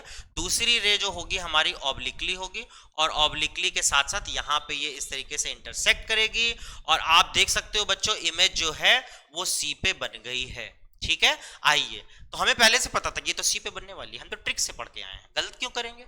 प्रॉपर्टीज पे बात कर लेते हैं। पहली प्रॉपर्टी, क्योंकि रियल इंटरसेक्शन है तो रियल इमेज है, रियल इमेज है इसलिए इन्वर्टेड है। साइज पे बात करते हैं, अगला साइज क्या अवेलेबल है। सबसे पहला साइज था बहुत छोटा, दूसरा साइज है छोटा, तीसरा साइज अब क्या होगा, सेम साइज, केस नंबर 3 में साइज ऑफ द इमेज है same size and position of the image is at centre of curvature. चलिए तीसरा केस आपने बना लिया होगा, मैं ऐसा मान के चल रहा हूं। देखिए मैं बार बार ऐसा कहता हूं क्योंकि इस बात से मुझे भ्रम होता है कि मैं अच्छा पढ़ा रहा हूं, ठीक है, और आप भी ऐसे सर हिलाते रहिए, उससे आपको भ्रम होगा कि आपको सब कुछ समझ में आ रहा है। इस भ्रम में हम आप जिंदा रहेंगे, सबका काम चलता रहेगा। केस नंबर 4, केस नंबर 4 है object is between centre of curvature and principal focus. Trick पे जल्दी से याद करते हैं, ट्रिक पे याद करते हैं, तो ये है ट्रिक का हमारा केस नंबर 4। ऑब्जेक्ट अब आ गया है जंक्शन नंबर 4 पे, बिटवीन एफ एंड सी, तो इसकी इमेज कहां बनेगी, इसकी इमेज बनेगी नीचे से चौथे जंक्शन पे, जो कि है बियॉन्ड सेंटर ऑफ कर्वेचर। हमें पहले से ही पता है कि बियॉन्ड सेंटर ऑफ कर्वेचर इसकी इमेज बनेगी। आइए इसकी इमेज को हम जल्दी से बना लेते हैं, ठीक है। ये हो गया हमारा F, ये हो गया हमारा C। ऑब्जेक्ट जो है वो है बिटवीन F एंड C। पहला वही फॉर्मूला हमारा parallel to the principal axis. जल्दी से बच्चों बताओ कहां से ये पास करेगी, so it will pass from focus, ये फोकस से पास करके चली गई। दूसरा ऑब्लिकली आके यहां पे ये टकराया और ये इसी एंगल पे रिटर्न करके चली जाएगी। आप देख सकते हो एक बहुत बेहतरीन इंटरसेक्शन यहां पे हो गया है और ये हमारी इमेज ताजा ताजा बनके तैयार हो चुकी है। Object is between F and C, image is beyond C. Properties of the image: first property, real image; second property, inverted in nature; third property, and now you can compare the object size and the image size. Now size of the image has increased, so we would say that the image is magnified or enlarged. And property number 4, what is the position of the image? So position of the image is beyond center of curvature. Okay, case number 4 is also done. We're done with it. Now moving on to case number 5. हमारा पांचवा case, object कहां पे आ गया, principal focus पे आ गया। ये इसमें थोड़ी सी मिस्टेक होती है, लेकिन अगर आप एक बार सीख लोगे तो कभी नहीं करोगे, ठीक है। अब आप यहां पे देखिए, ऑब्जेक्ट अब आ गया है प्रिंसिपल फोकस पे। हमें पता है ये जंक्शन नंबर 5 है और हमारा जंक्शन नंबर 5 किधर हो पड़ता है, हमारा जंक्शन नंबर 5 था नीचे से इंफिनिटी। इमेज कहां जाएगी, इंफिनिटी पे।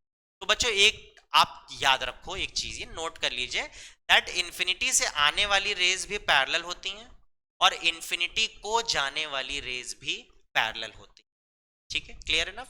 आप हमेशा जान लीजिए कि इंफिनिटी को जाने वाली रेज भी पैरेलल होती है। प्लस ये एक ऐसा केस है जिसमें इस साल एनसीईआरटी की बुक में एक चेंज भी बताया गया है। आइए देखते हैं वो चेंज क्या है। तो हमने कहा कि फोकस पे हमारा ऑब्जेक्ट है, ये देखिए पैरेलल रे गई और पैरेलल रे जाने के बाद ये कहां से जाएगी, ये चली गई फोकस से। दूसरी रे ऑब्लिकली गई इस एंगल ऑफ इंसिडेंस से और ये इस तरीके से चली गई। अब हो क्या रहा है बच्चों, यहां पे ये जो दोनों रेज हैं, ये दोनों रेज कैसी हैं, ये दोनों रेज आपस में है parallel and parallel raise do not intersect. इसलिए नई वाली यहां पे जो एनसीईआरटी है उसमें दिया है कि image will not be form, image नहीं बनेगी।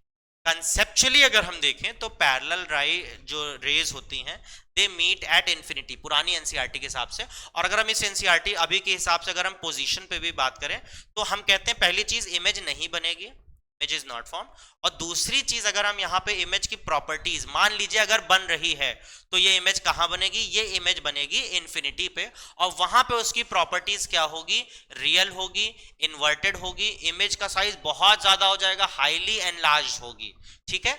लेकिन अभी के हिसाब से हम ये देखेंगे that image will not be formed, ठीक है। चलिए भाई आगे देखते हैं हम लोग। तो ये हमारे 5 जनरल केसेस थे, ये 5 जनरल केसेस कंप्लीट हो गए हैं। अब हम बढ़ते हैं अपने अगले केस पे। हमारा अगला केस है 6th केस, सबसे इंपॉर्टेंट है आपके इस सीक्वेंस में, सबसे ज्यादा इंपॉर्टेंट, बिकॉज ये एक एक्सेप्शनल केस है। फिजिक्स वालों को अपने पे बहुत गर्व होता है कि हम केमिस्ट्री से अच्छे हैं, कम से कम हमारी दुनिया में एक्सेप्शन तो नहीं। तो ये एक आ जाता है फिजिक्स को बदनाम करने, एक्सेप्शन।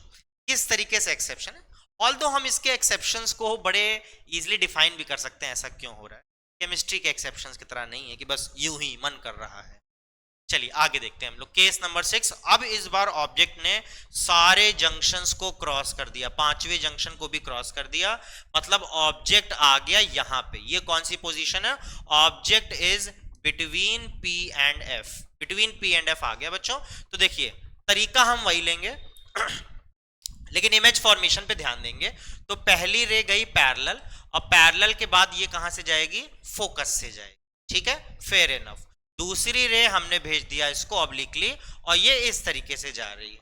अब बच्चों पिछले केस में तो जो दो रेस थी वो पैरेलल थी इसलिए नहीं इंटरसेक्ट करी, ये तो डाइवर्जिंग है। पैरेलल के लिए तो कहा जाता है कि कम से कम इन्फिनिटी पे जाके मिल लेगी, लेकिन ये तो डाइवर्जिंग है, इस जन्म में छोड़ो क्या किसी भी जन्म में ये इंटरसेक्ट नहीं करेगी।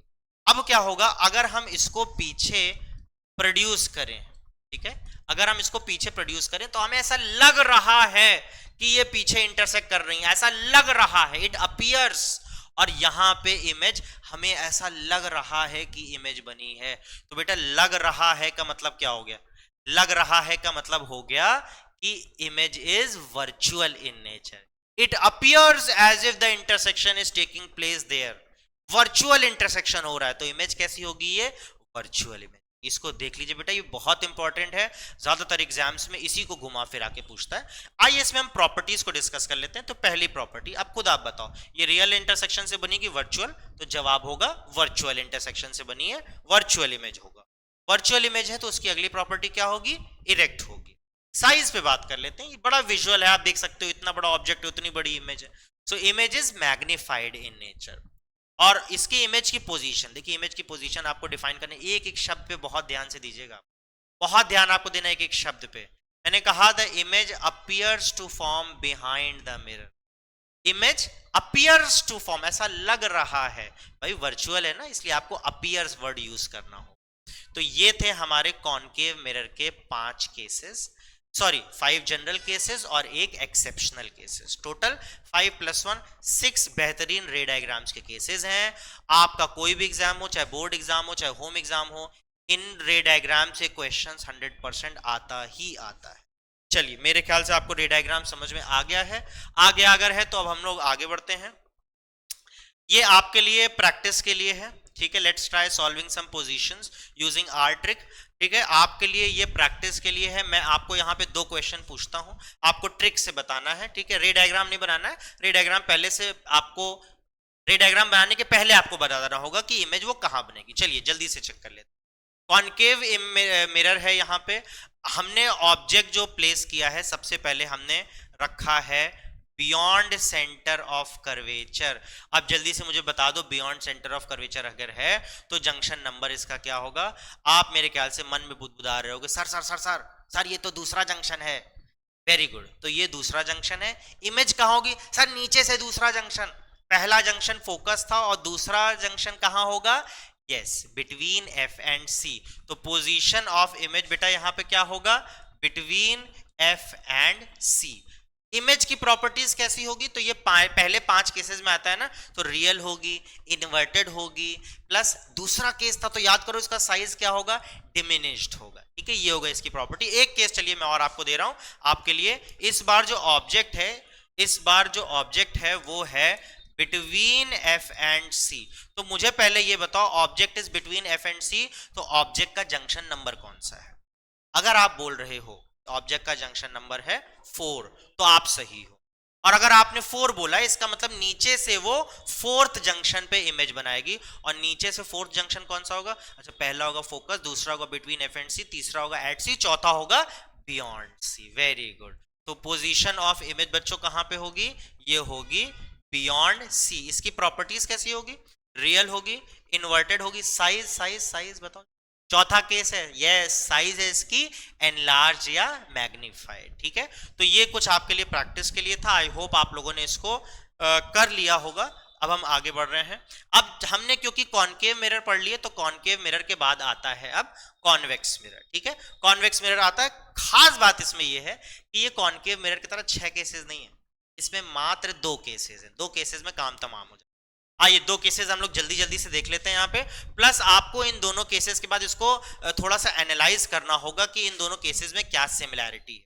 आइए केस नंबर 1, तो बच्चों यहाँ पे 2 ही केस है, ऑब्जेक्ट या तो बहुत दूर है इन्फिनिटी, या तो दूर है मगर हम मैनेज कर सकते हैं कि कितना दूर है, मतलब हमें पता है कितना दूर है, तो एक फाइनाइट डिस्टेंस पे। Case number 1 object is at infinite distance, case number 2 object is at finite distance. तो हमने देखा ऑब्जेक्ट कहां पे, इन्फिनिटी से है, तो बच्चों जल्दी से मुझे बताओ, अभी भी मैंने आपको सिखाया था इन्फिनिटी से आने वाली रेस कैसी होंगी, आपने कहा सर पैरेलल होंगी, ठीक है पैरेलल होंगी। इस मिरर का बेसिक नेचर क्या है, कन्वर्जिंग है कि डाइवर्जिंग? और मेरे ख्याल से आप जोर जोर से अपने कमरे में चिल्ला रहे होगे फोन को देखते हुए, सर ये तो डाइवर्जिंग है। तो डाइवर्जिंग का मतलब हो गया कि इस तरीके से ये डाइवर्ज हो गई। सर ये डाइवर्जिंग है सर, इसका मतलब इमेज बनी नहीं रही है? नहीं, इमेज बनेगी। आप एक काम करो, आप इसको पीछे प्रोड्यूस करो, और जब आप इसको पीछे प्रोड्यूस करोगे तो आपको पता चलेगा कि ये एक पॉइंट पे ऐसा लग रहा है कि इंटरसेक्ट कर रही। देखिए हमारा बेसिक लॉ भी यही था ना, that if a ray of light is parallel to the principal axis either it passes from the focus or it appears to pass from the focus. तो ये फोकस से जा रही है, ठीक है। ये हमारा पहला रे डायग्राम हो गया। आप खुद मुझे बताओ ये रियल इंटरसेक्शन है या वर्चुअल इंटरसेक्शन? ये देखो ये पीछे कैसा इंटरसेक्शन है, वर्चुअल इंटरसेक्शन है ना। तो पहली प्रॉपर्टी वर्चुअल इमेज, दूसरी प्रॉपर्टी वर्चुअल है तो इरेक्ट होगी, तीसरी प्रॉपर्टी साइज आपको दिख रहा है एकदम छोटा सा पुच्चू पुच्चू साइज है ये, और इसको हम क्या कहते हैं, हाईली डिमिनिश्ड, हाईली डिमिनिश्ड है ये। और चौथा इसकी पोजीशन क्या है, इसकी पोजीशन ध्यान से सुनिए, image appears to form behind the mirror at focus, ठीक है। पहला अपीयर्स टू फॉर्म और दूसरा एट फोकस, ठीक है भाई। पहला केस हमने यहां पे डन कर लिया। अब हम बढ़ते हैं अपने दूसरे केस पे। चलिए दूसरा case, object is at a finite distance. इस बार सर इन्फिनिटी पे नहीं है, ये हमें ऑब्जेक्ट दिख रहा है कहां पे है, तो ये देखिए एक फाइनाइट डिस्टेंस पे। हम इसको जंक्शन पे क्यों नहीं कर सकते? अरे भाई जंक्शन पे कैसे करें, सारे पॉइंट तो इधर चले गए, तो जंक्शन कहां से आएंगे इसमें? इसीलिए object is at a finite distance. इसमें क्या होगा, पहली रे पैरेलल, और बच्चों अगर पैरेलल है तो कैसे होगी सर, डाइवर्ज कर जाएगी और ऐसा लगेगा कि ये फोकस से पास करके जा रही है, तो फोकस से पास करके चली गई। दूसरा, सर एक काम करिए सर इसको सेंटर ऑफ कर्वेचर से पास कराइए, ठीक है बच्चों। तो अगर आप देखिए, अगर हमें लग रहा है कि ये सेंटर ऑफ कर्वेचर से जा रही है, सो it will retrace it's original path, ये जाएगी वापस आ जाएगी। हमें ऐसा लग रहा है कि सेंटर ऑफ कर्वेचर से जा रही, तो ये वापस आ जा रही है। अब इस पूरी प्रक्रिया में अगर आप देखेंगे तो एक वर्चुअल इंटरसेक्शन यहां पे हो ही गया है, और ये अगर वर्चुअल इंटरसेक्शन हो गया है तो आप मेरे ख्याल से गेस कर पा रहे होंगे ये रियल इमेज है कि वर्चुअल इमेज। ये एक वर्चुअल इमेज है जिसकी प्रॉपर्टी है नंबर 2 है, कहती है कि इरेक्ट है। साइज आप बड़े इजीली कंपेयर कर सकते हो, इतना बड़ा ऑब्जेक्ट इतनी बड़ी सी इमेज छोटा हो गया है, मतलब थोड़ी सी डिमिनिश्ड है। हाईली डिमिनिश्ड मत कह देना। अच्छा सर हम कब कहेंगे हाईली डिमिनिश्ड? तो बेटा एक चीज याद रख लो, ये जो हाईली वर्ड है ना, ये तभी आएगा जब कहीं ना कहीं ऑब्जेक्ट की पोजीशन या इमेज की पोजीशन में इंफिनिटी होगा। यहां कहीं इंफिनिटी दिख रहा है? नहीं ना, इसका मतलब हाईली नहीं होगा, ये डिमिनिश्ड है। आखिरी पॉइंट, सर इसकी पोजीशन क्या है? तो इसकी पोजीशन है बच्चों, the image appears to form behind the mirror between F and P, ठीक है। Image appears to form between focus and, बड़ा इंपॉर्टेंट केस है। मुझे जहां तक लगता है ये केस कॉनकेव मिरर में, सॉरी कॉन्वेक्स मिरर में ज्यादा इंपॉर्टेंट है, इसलिए आप इसको देख लीजिए, इससे न्यूमेरिकल भी आता भाई। अच्छा एक चीज और, इन्फिनिटी वाले जितने केसेस है ना उससे न्यूमेरिकल नहीं आ सकते, समझ गए आप? इन्फिनिटी वाले जो भी केसेस हैं, तो जरा कॉनकेव मिरर ये देखो, कॉनकेव मिरर में कहां कहां इन्फिनिटी था sir? Case number 1 object infinity पे था, और केस नंबर 5 इमेज इन्फिनिटी पे थी। तो मतलब 2 केसेस है जिससे न्यूमेरिकल आ ही नहीं सकता। और कॉन्वेक्स में तो भैया हद है, 2 केस है जिसमें पहले केस से न्यूमेरिकल आ ही नहीं सकता, इसी केस से न्यूमेरिकल आ सकता है क्योंकि यहाँ पे इन्फिनिटी नहीं है। चलिए भाई आगे बढ़ते हैं। तो यहाँ पे बच्चों हमने रे डायग्राम्स कंप्लीट कर लिए। बहुत ही इंपॉर्टेंट चीज थी रे डायग्राम। मेरे ख्याल से आप यहाँ पे 1.5x 2x में तेज तेज सुन रहे होंगे, जल्दी से आपने रिवाइज कर लिया होगा। चलिए अब हम आ जाते हैं कॉनकेव मिरर। अगेन एक मेमोराइजेशन का टॉपिक है, ये फैक्चुअल क्वेश्चन है, आपसे अक्सर पूछ भी सकता है। थोड़ा सा ये एक लेवल ऊपर है मेमोराइजेशन से, ये अंडरस्टैंडिंग और एप्लीकेशन का क्वेश्चन है। अगर आप बोर्ड के पेपर पे देखोगे तो कुछ क्वेश्चन फिक्स होते हैं कि उनको एप्लीकेशन बेस्ड पूछना हो। तो आप ये देखिए कॉनकेव मिरर के एप्लीकेशंस क्या क्या है। कॉनकेव मिरर का पहला एप्लीकेशन इसमें बताया है कि ये टॉर्च में इस्तेमाल होते हैं। तो याद रखो बेटा, ये टॉर्च में इस्तेमाल होते हैं। Concave mirror torch. Sir torch में क्यों इस्तेमाल होते हैं सर, ऐसा क्या खास है? बेटा खास ये है, आप देखिए टॉर्च में इसलिए ये इस्तेमाल होते हैं, ये हमारा एक सुंदर सा टॉर्च है, यहां बल्ब होता है, ठीक है, यहां बल्ब होता है और हमने क्या किया, कॉनकेव मिरर इस तरीके से ऐसे लगाया। अब आप इस तरीके से समझ लो बेटा कि ये एकदम इस तरीके से होता है कि पैरेलल बीम प्रोड्यूस करेगा। हमारा काम क्या होता है टॉर्च का, कि एक parallel strong beam of light produce करे। ठीक है, parallel strong beam of light. तो ऑब्जेक्ट जो होता है ना, इस तरीके से बल्ब इसमें प्लेस्ड होता है कि फोकस पे होता है, और फोकस से निकलने वाली जो रेज होती हैं टकराने के बाद, यहाँ जो ये मिरर है ये देख लीजिए, ये इस तरफ से यहाँ पे कॉनकेव होगा, ऐसे ऐसे जाएंगी और टकराने के बाद सब यहाँ पे एक पैरेलल स्ट्रॉन्ग बीम प्रोड्यूस कर देंगे। दूसरा, headlight of vehicle, same concept वहां पे भी होता है, स्ट्रॉन्ग पैरेलल बीम्स प्रोड्यूस करती हैं, इसलिए हेडलाइट्स में होती है। तो तीसरा, यूज्ड एज शेविंग मिरर्स। आज के समय में शेविंग मिरर्स नहीं इस्तेमाल किए जाते हैं, सब लोग नौवा के यहाँ चले जाएंगे, ठीक है, आप सैलून चले गए, घर पे अपने से कर लिए। तो यहाँ पे देख लीजिए शेविंग मिरर का कॉन्सेप्ट, कौन सा आखिर केस है जिसको इस्तेमाल किया जा रहा है। तो बच्चों ये केस नंबर 6 है। ऑब्जेक्ट जो है मिरर के बहुत ज्यादा क्लोज है, मतलब case number 6, object is between focus and pole, और इसीलिए एक मैग्नीफाइड वर्चुअल इमेज बनेगी। भाई वर्चुअल इमेज मतलब आपको सीधी इमेज दिख रही है ना, रियल होगी तो इन्वर्टेड हो जाएगी। उससे बचने के लिए हमने क्या किया, वर्चुअल इमेज बनाया। तो इसीलिए यहां पे केस नंबर 6 का इस्तेमाल करके एज अ शेविंग मिरर इस्तेमाल हो रहा है। आगे सेम उसी केस को यूज करते हुए डेंटिस्ट भी इसको इस्तेमाल करते हैं, और यहां पे ये देखिए सोलर फर्नेसेस में इसको इस्तेमाल किया जाता है। फिर से वही चीज है, सोलर फर्नेस में इस तरीके से किया जाता है कि हम स्ट्रॉन्ग बीम प्रोड्यूस कर सके यहाँ। तो ये कुछ हमारे केसेस हो गए जहां पे हम देख सकते हैं कॉनकेव मिरर किस लिए इस्तेमाल होता है। चलिए भाई आगे बढ़ते हैं हम लोग। कॉनकेव मिरर के केसेस यहां पे समाप्त हो गए। कॉन्वेक्स मिरर के केसेस, बड़ी कॉमनली इसमें से भी क्वेश्चन पूछता है कि why convex mirror is used as a rear view mirror in car. Car में जो रेयर व्यू मिरर्स होते हैं उनमें क्यों इस्तेमाल किया जाता है। तो बेटा रियर व्यू मिरर में इसलिए इस्तेमाल किया था क्योंकि कॉन्वेक्स है ना, तो ये क्या करेगा, हमें छोटी इमेज। अच्छा, आपने एनालाइज किया कि कॉन्वेक्स जो मिरर है हमारा वो हमेशा वर्चुअल इमेज बना रहा है, मतलब ये एक ऐसा मिरर है जो कभी रियल इमेज नहीं बना सकता। प्लस इसकी दूसरी खासियत क्या है, दोनों ही केसेस में ये ऑब्जेक्ट से छोटी इमेज बना रहा है। तो यहां पे हमने देखा कि ये रियर व्यू मिरर में इसलिए इस्तेमाल होता है to provide a wider field of view. ठीक है, to provide a wider field of view. Wider field of view का मतलब छोटी सी इमेज बनाएगा ना तो ज्यादातर चीजों की एक छोटी सी इमेज बना के ये हमें दे देगा। तो इसीलिए हम इसको इस्तेमाल करते हैं as a rear view mirror. Safety mirrors in blind corners, आप देखिए सड़क पे जब आप चलेंगे तो अक्सर जहां पे दो सड़क मिल रही होती है वहां पे एक बड़ा सा सेफ्टी मिरर लगा होता है। वो क्या करता है कि एक तरफ से आने वाले ऑब्जेक्ट्स को दूसरे तरफ दिखा देता है। कैसे करता है भाई, वाइडर फील्ड ऑफ व्यू है ना, तो जितने भी ऑब्जेक्ट है उनको छोटा सा इमेज बना के अगले को यहां पे दिखा देता है। ये बड़ा खास है। देखिए एटीएम पे, आप एटीएम पे जाएंगे तो एटीएम की मशीन पे यहां पे ऐसे दो तो छोटे छोटे या एक सामने इस तरीके से मिरर लगा रहेगा। ये कोई भी मिरर नहीं है, ये अपनी तस्वीर देखने के लिए आपको मिरर नहीं लगा है, ये इसलिए ताकि पीछे का आपको एक wider field of view, security reason से आपको पीछे से सारी चीजें दिखती रहे। इसलिए क्योंकि जब आप एटीएम की तरफ पैसा निकाल रहे हो ना, तो आप तो एटीएम की तरफ देखो, पीछे से सब लोग हैं, अब कौन है कौन नहीं आपको क्या पता। आपको पीछे देखना तो हर बार आप मुड़ के थोड़ी देखोगे, अगला शर्मा जाएगा ना।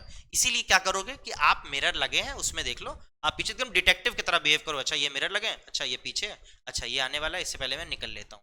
तो इस तरीके से ये आपके सेफ्टी रीजन से ये एटीएम्स लगे। ठीक है भाई, चलिए यहाँ पे कॉन्वेक्स मिरर के भी यूज हमने देख लिया। आगे बढ़ते हैं भाई, बहुत सारा टॉपिक कंप्लीट हो गया है। अब हम 60% 70% कंप्लीट करके आगे बढ़ रहे हैं। ठीक है, वन शॉट में देखिए यही थोड़ी सी प्रॉब्लम होती है कि सारी चीजें हमें क्लियर करना है, सारी चीजें कवर करना है। इसलिए मैं तो चाहता हूं कि बहुत सारी चीजें इसमें मैं डेप्थ में जाना चाहूं, लेकिन सब चीज वन शॉट में नहीं हो पाएगा। ठीक है, तो खैर जितनी जरूरत है, इनफैक्ट जरूरत से ज्यादा ही मैं आपको सारी चीज बता रहा हूं। आइए साइन कन्वेंशन पे देख लेते हैं भाई। साइन कन्वेंशन का क्या मतलब है। साइन कन्वेंशन का बेटा खास तौर पे ध्यान तब दिया जाता है जब आप न्यूमेरिकल्स पढ़ने जा रहे हो। अब देखिए साइन कन्वेंशन क्या कहता है। साइन कन्वेंशन आपको सिखाता है कि अगर ये आपका मिरर है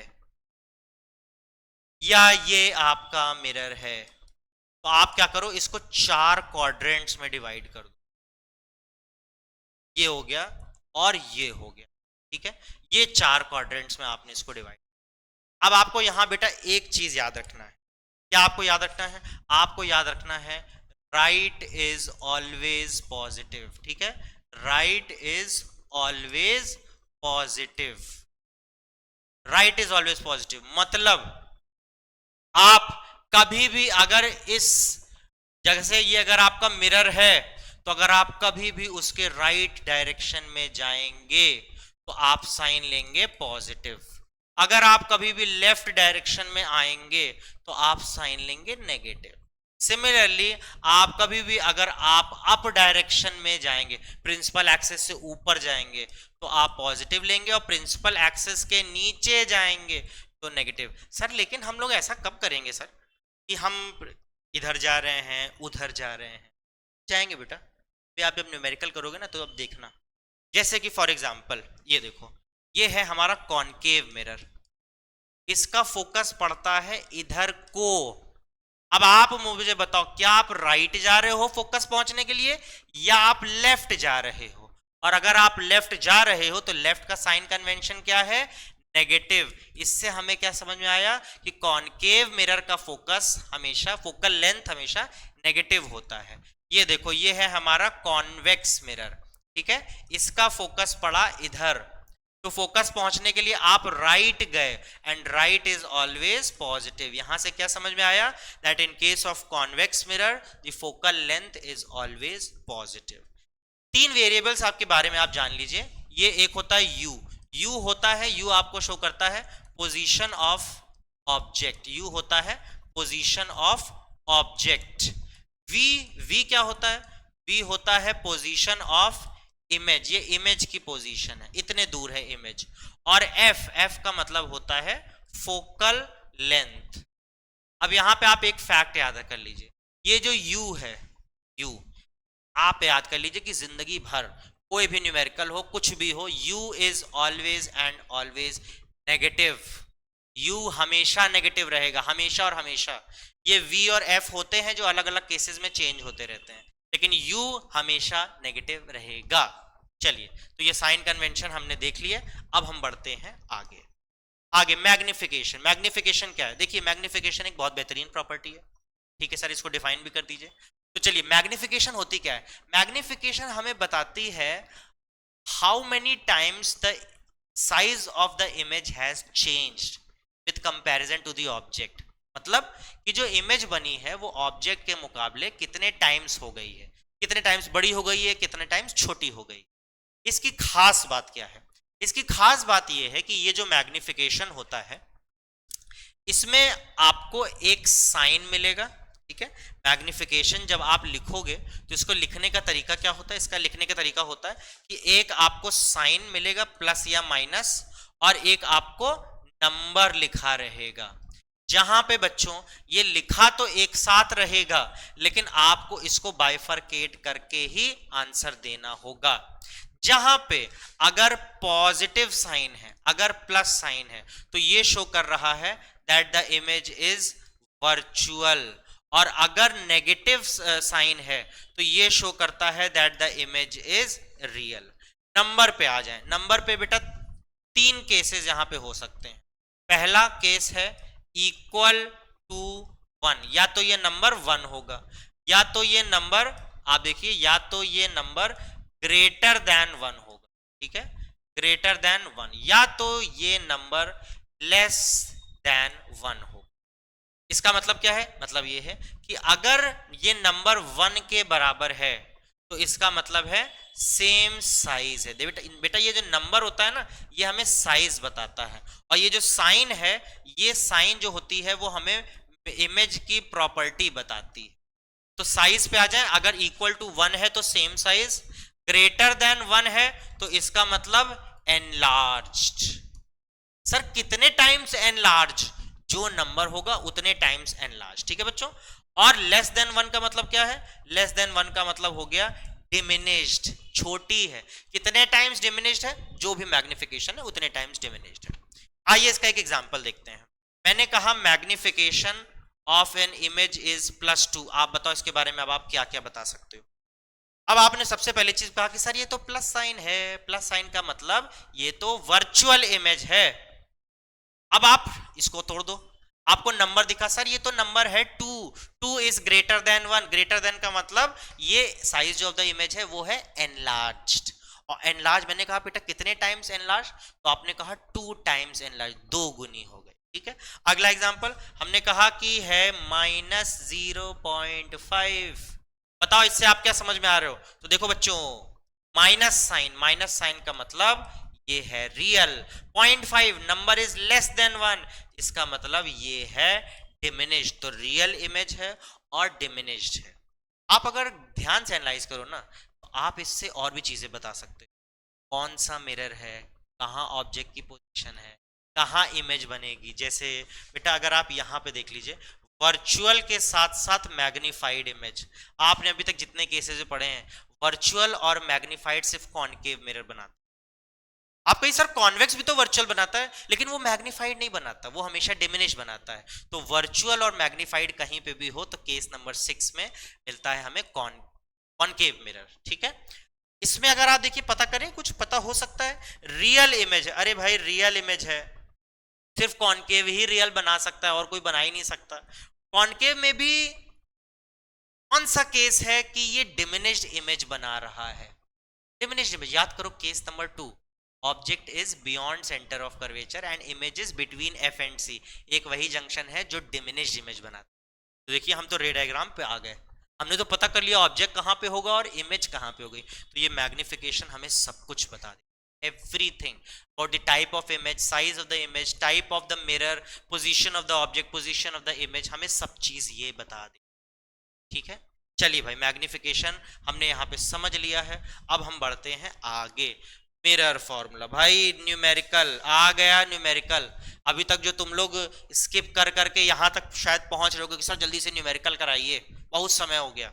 आइए न्यूमेरिकल पे आ जाते हैं। मिरर फॉर्मूला, मिरर फॉर्मूला हमें क्या कहते हैं, मिरर फॉर्मूला कहता है एक फॉर्मूला है हमारे पास जिसमें हम u v और f को आपस में इंटरलिंक करते हैं, 1/f is equals to 1/v plus 1/u, ये है हमारा मिरर फॉर्मूला। सर इसका काम क्या है, इसका काम बेटा ये है कि इस एक्सप्रेशन में अगर दो चीज अननोन है तो आप दो चीज नोन है तो आप एक जो अननोन होगा उसको कैलकुलेट कर सकते हो। ये मिरर फॉर्मूला है, इसको एज इट इज आपको याद रखना है, साइन में गड़बड़ी मत करिएगा, साइन यहां पे होगा प्लस। अच्छा मैग्निफिकेशन में एक चीज तो हम मिस कर गए, मैग्निफिकेशन में उसकी कुछ फॉर्मूला भी तो होता है। चलिए मैग्निफिकेशन में फॉर्मूला भी तो हम एक बार देख लें। चलिए वापस हम आ जाते हैं मैग्निफिकेशन पे 1 मिनट के लिए फिर से, ताकि magnification m is equals to minus times v upon u, याद रखिएगा। सर ये माइनस क्या है, सर बेटा minus is a part of the formula, ठीक है, इसको भूलना मत। सर अगर v भी माइनस में हुआ, अगर v भी माइनस में हुआ तो आप v की वैल्यू भी माइनस में रख देना, माइनस माइनस प्लस हो जाएगा, बट इस साइन को छोड़ना मत, this is a part of the formula. तो m is equal to minus v by u. हम मैग्निफिकेशन को ऐसे भी कह सकते हैं, it is the ratio of height of the image to height of the object, height of the image to height of the object, magnification हो गया minus v by you. चलिए इस फॉर्मूले को हम एक काम करेंगे न्यूमेरिकल में एक साथ अप्लाई करके देख लेंगे। तो मिरर फॉर्मूला हमने देख लिया, मैग्निफिकेशन का फॉर्मूला देख लिया। आइए एक बेहतरीन सा क्वेश्चन देखते हैं, एक ऐसा क्वेश्चन जिसमें जो भी चीजें पूछी जाती हैं वो सारी चीजें मेंशन्ड है। चलिए एक ऐसा न्यूमेरिकल है ये, इसमें सब चीज हमने कवर करी है। आइए देखिए क्या है भाई, यहाँ पे क्वेश्चन है, सबसे पहले आप आइडेंटिफाई करिए मिरर कौन सा है, तो ये हमें दिख गया मिरर, ठीक है। चुप्पे से आप कोने में सबसे पहली चीज क्या लिखोगे, मिरर कौन सा है, तो हमने लिख दिया मिरर है कॉनकेव। बेटा जैसे ही कॉनकेव, जैसे बता रहा हूं एकदम ऐसे ही करना, एक छोटा सा कॉनकेव मिरर बना दो। सर उससे क्या होगा, बेटा उससे पता चल जाएगा कि फोकल लेंथ राइट में होगी या लेफ्ट में होगी। सर उससे क्या होगा, अगर देख सकते हो आप कि कॉनकेव में ये लेफ्ट में है तो हमें पता चल रहा है कि ये जो फोकल लेंथ है ये साइन कन्वेंशन के हिसाब से नेगेटिव में होगी, तो हमें पता है f जो होगा नेगेटिव, और बेटा u तो जिंदगी भर नेगेटिव होता है। अब इतनी सारी चीजें करने के बाद हम क्वेश्चन पे आते हैं। क्वेश्चन पे आए, आपको कहा है कि object is placed at a distance of 30 centimetre, तो ऑब्जेक्ट 30 सेंटीमीटर, ये हो गया, माइनस हमने पहले से लगा दिया। फोकल लेंथ कितनी है, फोकल लेंथ है 20 सेंटीमीटर, ठीक है। आपको पता क्या करना है, डिस्टेंस ऑफ द इमेज। चलिए सबसे पहले हम v निकाल लेते हैं। तो बेटा पहला तो आप मिरर फॉर्मूला लिखो, हमेशा आंसर पे इस पे नंबर कट जाएंगे, नहीं लिखोगे तो 1/f is equal to 1/v plus 1/u। आपको पता क्या करना है, आपको v पता करना है ना, तो एक काम करो v को सब्जेक्ट बना लो। तो 1/v is equal to 1/f minus 1/u। अब हम साइन के साथ यहाँ पे वैल्यू सब्स्टिट्यूट करेंगे, ठीक है, साइन के साथ 1/f। f क्या है यहाँ पे देखो, साइन के साथ -20, तो ये हमने ले लिया -20, ये माइनस लगा हुआ 1/u, u क्या है -30, तो इसको भी हमने साइन के साथ यहाँ पे माइनस लगा दिया, ठीक है। तो 1/v ब्रैकेट खोल लेंगे, -1/20 माइनस माइनस प्लस 1/30। अब बेटा 20 और 30 का एलसीएम क्या होगा, तो 20 और 30 का एलसीएम हो जाएगा 60। 23 टाइम्स तो -1 × 3 3 हो गया, 32 टाइम्स तो ये 2 टाइम्स -3 + 2, ठीक है, -3 और +2 करेंगे तो आएगा -1, तो this is -1/v is equal to -1/60। अब बेटा ये 1/v निकला है, इसलिए आप इसको रेसिप्रोकल करना मत भूलना। तो v इज इक्वल टू 1/60 को रेसिप्रोकल करोगे तो -60 सेंटीमीटर, ये निकल गया -60 सेंटीमीटर, ठीक है। आइए इसको हम वेरीफाई करना भी सीख लें कि जो निकला है ये सही निकला है कि नहीं। हो सकता है भाई मुझे से गलती हो गई हो, आइए इसको चेक कर लेते हैं। देखिए फोकल लेंथ, कॉनकेव मिरर है, फोकल लेंथ है 20। अब बेटा आप मुझे बताओ, अगर फोकल लेंथ 20 है तो सेंटर ऑफ कर्वेचर कहां पे होगा, जस्ट दुगना पे होगा ना, तो सेंटर ऑफ कर्वेचर होगा 40 पे। इमेज कहां है, 30 पे, तो ये 20 और 40 के बीच में है ना, इसका मतलब object is between f and c। Object is between f and c। अब आ जाओ अपने ट्रिक डायग्राम में, object is between f and c, case number कौन सा है, ये केस नंबर है 4, जंक्शन नंबर 4। नीचे से चौथे जंक्शन पे इमेज बनेगी, नीचे से चौथा जंक्शन कहां है, बियॉन्ड c। अब बेटा c आपने अभी निकाला था 40, इसका मतलब आपका आंसर 40 से ज्यादा आना चाहिए। ये देखो बेटा 60 आ रहा है ना, ये माइनस साइन क्या शो कर रहा है, माइनस साइन तो साइड शो कर रहा है कि हम लेफ्ट की तरफ जा रहे हैं। आप रे डायग्राम बनाओगे तो लेफ्ट की तरफ जाओगे, तो ये माइनस साइड, मतलब हमारा आंसर बिल्कुल सही है। मैग्निफिकेशन पे बात कर लेते हैं इसकी। तो मैग्निफिकेशन का फॉर्मूला होता है माइनस टाइम्स v/u, ठीक है, मतलब माइनस रखा, अब v की जगह हमने रख दिया -60, u की जगह क्या रखा हमने, u की जगह रख दिया -30, तो ये माइनस से माइनस देखो मर गया, 31 टाइम्स 32 टाइम्स, मैग्निफिकेशन क्या आ गया -2। आओ बच्चों जल्दी से बताओ, मैग्निफिकेशन -2 है तो इसका मतलब क्या है, इसका मतलब है सर माइनस साइन है, माइनस साइन का मतलब होता है कि रियल इमेज है, ठीक है। 2 नंबर इज ग्रेटर देन 1, इसका मतलब ये एनलार्ज्ड है, तो कितनी एनलार्ज है, 2 टाइम्स एनलार्ज्ड है। और अब आप इसका मेरे ख्याल से रे डायग्राम भी बना सकते हो, आपको तो पता चल गया कि ऑब्जेक्ट है बिटवीन f एंड c और इमेज है बियॉन्ड सी। देखिए इस न्यूमेरिकल में हमने क्या क्या चीजें सीख लिया, हमने न्यूमेरिकल करना सीखा, साइन कन्वेंशन भी सीख लिया, हमने ट्रिक से वेरिफिकेशन भी सीख लिया, और न्यूमेरिकल से रे डायग्राम भी बनाना यहाँ पे सीख लिया, ठीक है। तो रे डायग्राम यहाँ पे आप देखिए हमने इसको अप्लाई किया, और रे डायग्राम अप्लाई करने के बाद हमने न्यूमेरिकल भी इससे सीखा। चलिए आ जाते हैं अगला क्वेश्चन। अगला क्वेश्चन है, a concave mirror produces 3 times magnified real image of an object placed at 10 centimeter। देखो बेटा अंडरलाइन कर लो यहाँ पे क्या क्या है। पहली चीज तो कॉनकेव मिरर है, 3 times है और रियल है। तो बेटा रियल का मतलब हमें पहले से पता चल गया कि ये माइनस साइन लगेगा, और 3 times मैग्निफाइड है तो 3, ये -3 आ गया हमारे पास मैग्निफिकेशन। अब क्या दिया है यहाँ पे, object placed at a distance of 10 centimetre. तो बेटा ऑब्जेक्ट हमेशा माइनस में होता है ना, यू तो माइनस में होता है, क्वेश्चन में थोड़ी दिया रहेगा माइनस, ये तो आपको पता करना रहेगा। यू दे दिया तो बेटा m is equals to minus times v/u, इसको यहाँ पे सब्स्टिट्यूट कर दो, ठीक है, सब्स्टिट्यूट कर दो तो -v/u है ना, तो m की जगह आप रखो -3, ठीक है। उसके बाद v आपको कैलकुलेट करना है, u की जगह आप क्या रखोगे -10, तो माइनस से माइनस मर गया, 10 क्रॉस मल्टीप्लाई कर दो तो आ गया ये -30 सेंटीमीटर इज इक्वल्स टू। तो इस तरीके के छोटे छोटे क्वेश्चन से आप प्रैक्टिस कर सकते हो, आपको देखिए बस फॉर्मूला पता होना चाहिए। तो मैग्निफिकेशन का फॉर्मूला हमने पता किया, उससे हमने न्यूमेरिकल सॉल्व कर लिए। कुछ कुछ क्वेश्चंस इंटीग्रेटेड होते हैं, इंटीग्रेटेड का मतलब मैग्निफिकेशन का भी इस्तेमाल करके हम लोग उसको मिरर फॉर्मूले में तब अप्लाई करते हैं। तो ये देखिए बेटा न्यूमेरिकल्स यहाँ पे हो गए, और न्यूमेरिकल्स अपने में एक बहुत इंपॉर्टेंट टॉपिक थे, और इसी के साथ हमने इस वन शॉट को कंप्लीट किया है। देखिए मैंने बहुत मेहनत की है इसके ऊपर, सच बताऊं तो मैं पसीना पसीना हो गया। कहने को एक यहाँ पंखा है, लेकिन बहुत मेहनत इसमें लगी वन शॉट बनाने में, क्योंकि इस टॉपिक को आप लोग जानते हो, अगर आपने क्लास अटेंड किया होगा तो आप जानते हो कि सिर्फ इस टॉपिक को, मतलब पूरा का पूरा रिफ्लेक्शन ऑफ लाइट को कंप्लीट करने में कितना टाइम क्लास में लगता है, और एक शॉट में इसको पूरा कंप्लीट किया गया है आपके लिए। आई होप आप लोगों को सारी चीजें अच्छे से समझ में आई होगी। सो बच्चों, that's all from my end. Thank you and we'll meet again in part 2। Thank you.